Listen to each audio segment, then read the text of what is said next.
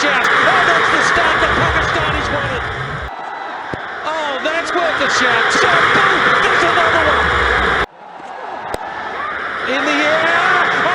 वसीम अकरम के बाद शानदार लेफ्ट आर्म फास्ट बॉलर कहलाए जाने वाले मोहम्मद आमिर पाकिस्तान के लिए किसी तोहफे से कम न थे। इंतहाई कम उम्र में गेंद को अपनी मर्जी से स्विंग करवाने वाले मोहम्मद आमिर ने डेब्यू मैचेस में ही शानदार गेंदबाजी का मुजाहरा करके दुनिया क्रिकेट में कदम रखा और दूसरी टीमों के लिए खतरे की घंटी बजा दी। कम उम्र और वक्त में शानदार नाम और शोहरत बनाने वाले मोहम्मद आमिर मुस्तकबिल के वसीम अकरम बनने की तमाम सलाहियत रखते थे, लेकिन शूमिय किस्मत मोहम्मद आमिर दूसरा वसीम अकरम बनने की बजाय पूरी दुनिया में स्पॉट फिक्सिंग स्कैंडल से निशाना इबरत बन गए, जिसकी वजह से न सिर्फ पाकिस्तान का नाम बदनाम हुआ बल्कि उनका करियर भी औंधे मुंह गिर गया और फिर वो दोबारा अपने पैरों पे खड़ा न हो सका। पल भर में हीरो टू जीरो बनने वाले मोहम्मद आमिर के उरूज और जवाल की इबरतनाक कहानी हम सुनाएंगे आज की इस वीडियो में।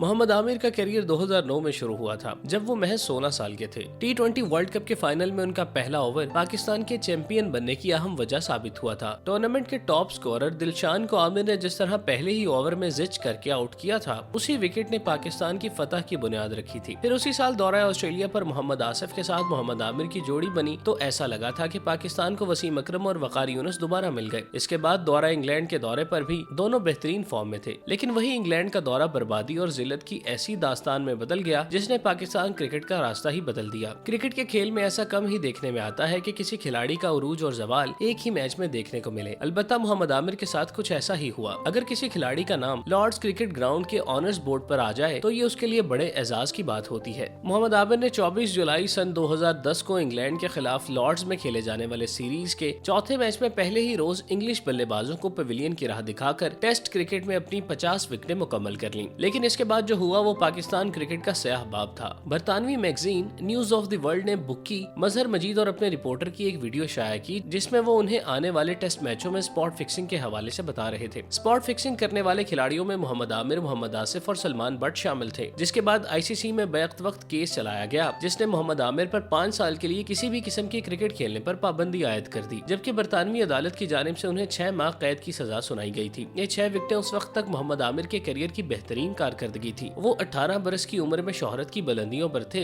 लेकिन सिर्फ एक गलती उनके जवाल का बायस बनी। अगरचे स्पॉट फिक्सिंग स्कैंडल ने पाकिस्तान क्रिकेट को एक बेहतर रास्ते पर जरूर गामजन कर दिया, लेकिन पाकिस्तान ने 2 ऐसे बेहतरीन बॉलर्स खो दिए जिनकी कमी आज तक पूरी नहीं हो सकी। कहते हैं कि स्पॉट फिक्सिंग स्कैंडल के दौरान और बाद में पाकिस्तान क्रिकेट बोर्ड यानी PCB ने मोहम्मद आमिर के साथ नर्म रवैया अपनाया और अपनी हमदर्दी का सारा झुकाव उन्हीं की तरफ रखा। उसकी ठीक वजह मालूम नहीं हो सकी कि ऐसा आमिर की कम उम्री की वजह से किया गया या उनके खास टैलेंट की वजह से। लेकिन दूसरी तरफ मोहम्मद आसिफ और सलमान बट के साथ क्रिकेट बोर्ड ने सौतेले बेटों जैसा सलूक किया और यकीनन ये दोनों उसके हकदार भी थे, लेकिन आमिर को जो हिमायत फराहम की गई वो शायद किसी भी तौर उसके हकदार नहीं थे।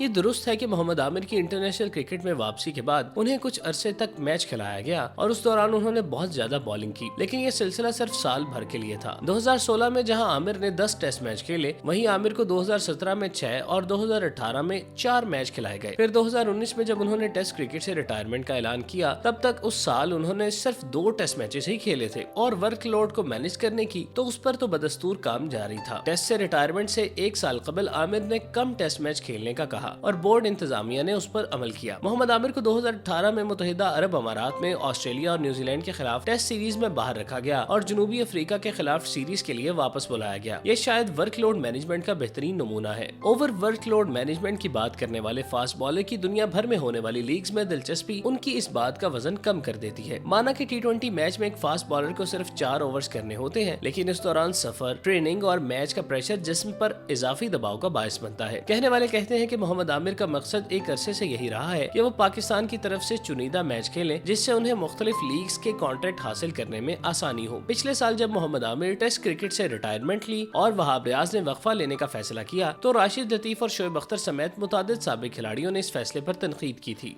राशिद लतीफ ने तो यहाँ तक कह दिया था कि जो खिलाड़ी क्रिकेट से दूर भागता है तो क्रिकेट भी उससे दूर भागती है। अगर ये दोनों रेड बॉल क्रिकेट छोड़ते हैं तो व्हाइट बॉल क्रिकेट में दीगर नौजवान फास्ट बॉलर्स उनको दूर कर देंगे। इस फैसले के वक्त मोहम्मद आमिर को मिसबाहुल हक और बोर्ड इंतजामिया की जानिब से समझाने की कोशिश भी की गई, लेकिन आमिर ने समझने से इनकार कर दिया। आमिर का इरादा था कि उन्हें वर्ल्ड कप के लिए टीम में शामिल न किया गया तो वो रिटायर हो जाएंगे, और अगर उन्हें वर्ल्ड कप के लिए टीम में शामिल कर लिया गया तो वो वर्ल्ड कप के बाद रिटायरमेंट ले लेंगे। यानी दोनों सूरतों में मोहम्मद आमिर पाकिस्तान क्रिकेट छोड़ने का इरादा कर चुके थे। यहाँ ये बात भी याद रहे कि गुज़श्ता बरस वनडे वर्ल्ड कप के लिए मोहम्मद आमिर कभी भी मुंतखब नहीं हो सकते थे अगर वो वर्ल्ड कप से पहले इंग्लैंड के खिलाफ सीरीज से कबल बीमार न होते, क्योंकि ये वही सीरीज थी जिसमें खेलने वाले तमाम भी फास्ट बॉलर को बैटिंग पिचों पे खूब मार पड़ी थी। नतीजतन फहीम अशरफ और जुनैद खान की इंग्लैंड से वापसी और आमिर की वर्ल्ड कप स्क्वाड में शमूलियत की सूरत में निकला।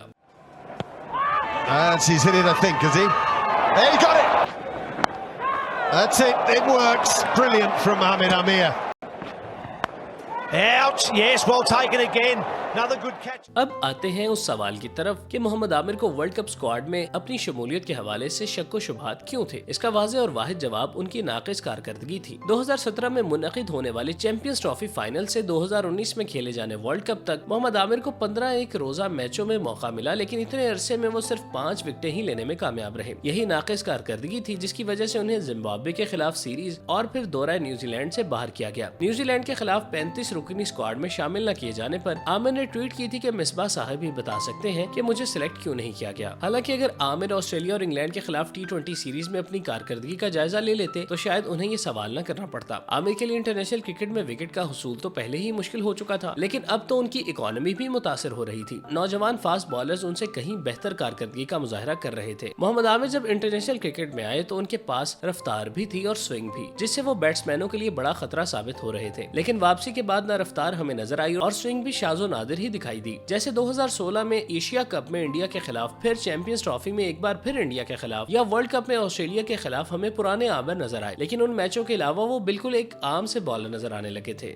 आमिर ने इंटरनेशनल क्रिकेट से गैर मुअय्यना मुद्दत के लिए वक्फा लेने की बात जब निजी टीवी चैनल पर दिए गए इंटरव्यू में की तो पीसीबी के chief executive officer Waseem Khan ने उनसे राबता किया। आमिर ने वसीम खान को बताया कि वो इंटरनेशनल क्रिकेट खेलने में दिलचस्पी नहीं रखते और उन्हें मुस्तकबिल में टीम सिलेक्शन के दौरान ज़ेर गौर न लाया जाए। पाकिस्तान क्रिकेट बोर्ड ने इस पर बयान जारी किया कि ये आमिर का जाती फैसला है और बोर्ड इसका मुकम्मल एहतराम करता है। मोहम्मद आमिर का ख्याल शायद यही था कि इस तरह के फैसले से क्रिकेट बोर्ड को ब्लैकमेल किया जा सकेगा, लेकिन जब आप क्रिकेट बोर्ड के मौजूदा चेयरमैन और हेड कोच के खिलाफ और साबिक चेयरमैन और कोच के हक में बयान देंगे तो ऐसी ब्लैकमेलिंग के नाकाम होने के इम्कान ज्यादा हो जाते हैं। आमिर ने क्रिकेट बोर्ड को अपनी जगह भरने के लिए 2 मौके दिए। 2010 में तो क्रिकेट बोर्ड उसका मुतबादिल न ढूंढ सका, यानी जुनैद खान और राहत अली वगैरह को इस्तेमाल किया गया और आमिर की वापसी के बाद उन्हें बैरूनी रास्ता दिखा दिया गया। लेकिन 2020 में क्रिकेट बोर्ड के पास शाहीन अफरीदी, मोहम्मद अब्बास, नसीम शाह, मोहम्मद हसनैन, मोहम्मद मूसा, हारिस रऊफ जैसे बॉलर्स मौजूद हैं। साथ हसन अली की फॉर्म और फिटनेस भी बहाल हो रही है, जबकि आमिर यामीन भी बेहतरीन कारकर्दगी दिखा रहे हैं। इसलिए अब ये कहा जा सकता है कि अगर आमिर को कौमी टीम में ज्यादा दिलचस्पी नहीं तो शायद क्रिकेट बोर्ड को भी आमिर की ज्यादा जरूरत नहीं रही। मोहम्मद आमिर के बारे में ये खबरें भी गर्दिश कर रही हैं कि उन्होंने इंग्लैंड की कौमियत के लिए दरखास्त दी हुई है, जिसके बाद उन्हें मुस्तकिल तौर पर काउंटी क्रिकेट में खेलते हुए देखा जाने का भरपूर इम्कान है। आमिर के परिस्तार यकीनी तौर पर उनके जाने से उदास और नाराज हैं और कुछ तो ये भी कहते हैं कि आमिर के पास लीग क्रिकेट की कमी नहीं और वो बहुत जल्द वापसी भी कर सकते हैं। लेकिन आमिर और उनके परिस्तारों को ये समझ लेना चाहिए कि बोर्ड की मौजूदा इंतजामिया की मौजूदगी में उनकी वापसी का इम्कान नजर नहीं आता। और रही बात लीग्स की, तो आमिर की कारकर्दगी का सवाल शायद जल्द ही उनकी मुख्तलिफ लीग्स में शमूलियत भी मुश्किल बना दे। Bowled in. It's not 1 for 6, it's 2 for 6. Oh, it's bowled in straight through him, too quick.